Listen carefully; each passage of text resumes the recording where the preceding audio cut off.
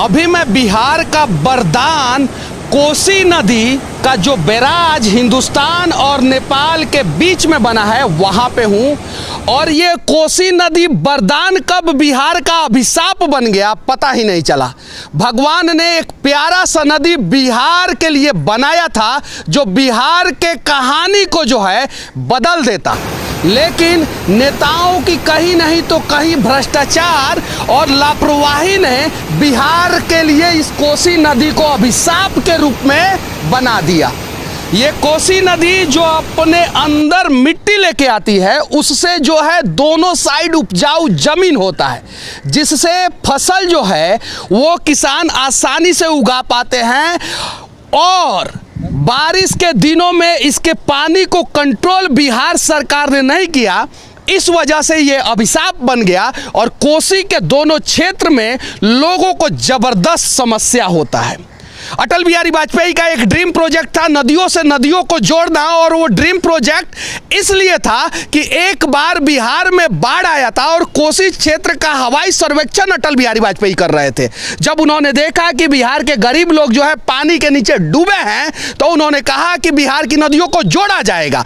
और बिहार में मुख्य रूप से बाढ़ जो है 3 नदियों के कारण आता है, एक गंडक, बागमती और कोसी। बाकी सब नदियों के कारण बाढ़ आता है लेकिन कम बाढ़ आता है। अगर गंडक, बागमती और कोसी के पानी को दूसरे साइड में यानी दक्षिण बिहार में डाइवर्ट कर दिया जाए बरसात के दिनों में, तो शायद जो है बिहार का जो ये अभिशाप जनरल नॉलेज के किताब में कहा जाता है कोसी नदी को, वो बिहार का वरदान हो जाएगा। बस दृढ़ इच्छा शक्ति चाहिए।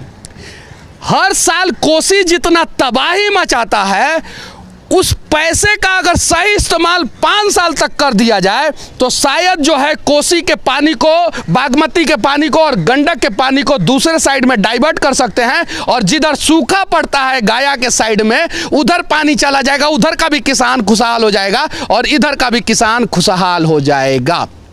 बिहार में बाढ़ से निपटने के लिए 2000 साल पुराना टेक्नोलॉजी का इस्तेमाल किया जाता है। नदी के दोनों साइड बांध बनाने का प्रयास किया जाता है। वो भी बांध जो है भ्रष्टाचार का भेंट चढ़ जाता है और बाढ़ आने से पहले ही बांध टूट जाता है। सिर्फ बांध बनाकर बिहार में बाढ़ को कंट्रोल नहीं किया जा सकता है। बिहार को नीदरलैंड से सीखने की जरूरत है। वहां पे रूम फॉर रिवर प्रोजेक्ट है और कैनाल सिस्टम को डेवलप करने की जरूरत है। अगर यहां से पानी को डाइवर्ट करके उस एरिया में पहुंचा दिया गया जहां पे किसानों को धान की खेती के लिए ज्यादा से ज्यादा मात्रा में पानी की जरूरत पड़ती है, तो room for river project canal system को डेवलप किया जाए और सिर्फ बांध नहीं बनाया जाए, साथ में नदियों को नदियों से जोड़ा जाए, तब जाके बिहार में बाढ़ पे कंट्रोल किया जा सकता है।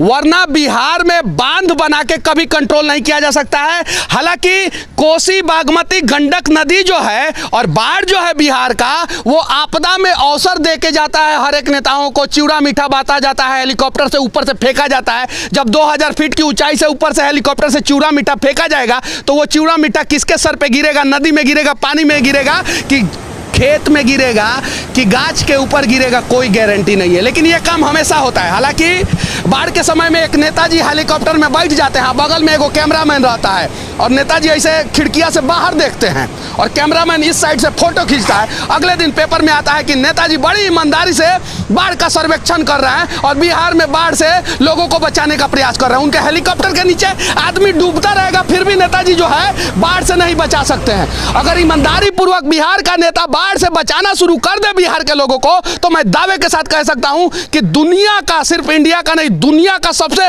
समृद्ध राज्य जो है वो बिहार बन जाएगा।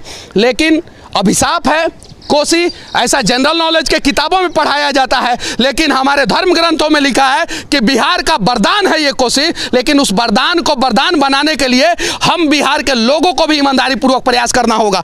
हालांकि मैं अभी नेपाल में खड़ा हूं, ये बैराज जो है वो नेपाल में बना है और उसके उस साइड जो है इंडिया है और यही बैराज कंट्रोल करता है बाढ़ के दिनों में पानी, और तब तक कंट्रोल करता है जब तक कोसी में पानी कम रहता है। जब ज़्यादा रहता है तो पूरा फाटक खोल दिया जाता है, पूरा फाटक खोल दिया जाता है। 9 लाख क्यूसेक फीट जो है पर सेकंड पानी इससे डिस्चार्ज होता है। समझते हैं क्या होता है बिहार के इंजीनियर? 9 लाख क्यूसेक फीट पर सेकंड पानी इससे डिस्चार्ज होता है और 1 लाख क्यूसेक फीट पे ये जो है ये डैम टूट जाता है, इसका बांध टूट जाता है। ये कोसी बैराज का 2008 में यही हुआ था। क्यों हुआ था ऐसा? 9 गुना ज़्यादा कैपेसिटी और 9 गुना कम पानी के बावजूद भी जो है बांध टूट जाता है। कहीं नहीं तो कहीं भ्रष्टाचार रूपी दीमक लग जाता है इस बैराज में। 1954 में बनना शुरू हुआ, 1962 में बन के तैयार हुआ, 1963 में पहली बार ये टूट गया। क्यों टूट गया? क्योंकि अंग्रेज अगर बनाए रहते तो ये 2000 साल तक भी टिका रहता। आज़ाद भारत के आज़ाद नेताओं ने बनाया था। उसके बाद से आज़ाद भारत के, आज़ाद बिहार के इंजीनियरों ने आज़ादी पूर्वक जो है इसका मेंटेनेंस किया और मेंटेनेंस किया, इसीलिए 2008 में फिर से टूट गया। जबकि हमारे पास सब कुछ है, गूगल है, हाईटेक टेक्नोलॉजी है, हाईटेक प्रधानमंत्री हैं, हाईटेक मुख्यमंत्री हैं, हाईटेक मोबाइल है हम लोगों के पास। पहले ही पता रहता है कि कब कितना बारिश होने वाला है, लगभग उतना ही बारिश होता है, कभी कभी थोड़ा ऊपर नीचे हो जाता है। तो पहले से प्रोटेक्शन क्यों नहीं लिया जाता है? बाढ़ के पहले से बचाने का प्रयास क्यों नहीं किया जाता है? जब बाढ़ आता है तब जो है बाढ़ के पानी में जो है वो बोरा क्यों डाला जाता है? और सिर्फ बांध बना के बिहार को बाढ़ से नहीं बचा सकते हैं, समझना कीजिए। और ये मेरा रिपोर्ट नहीं है, CWC का रिपोर्ट है, आप उठा के देख लीजिए। केंद्र सरकार का रिपोर्ट है, उठा के देख लीजिए।